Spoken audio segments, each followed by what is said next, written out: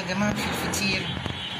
استنوا بقى هوريكم بقى اللي هتطلع من الفرن. طلعت 2 ودي التالتة اهي. بصوا يعني وشها خلاص كده هيحمر اهو. بصوا اهو. هطلعها من الفرن واوريها لكم كمان.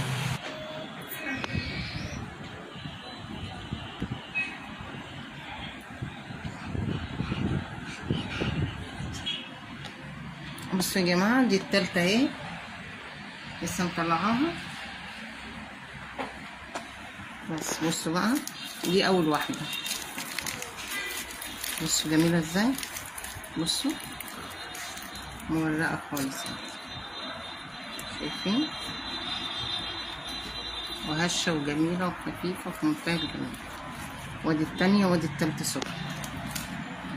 تعالوا كلوا معانا، ما تنسوناش بقى في اللايك والشير والسبسكرايب عشان يوصلكوا كل جديد. يلا سلام عليكم.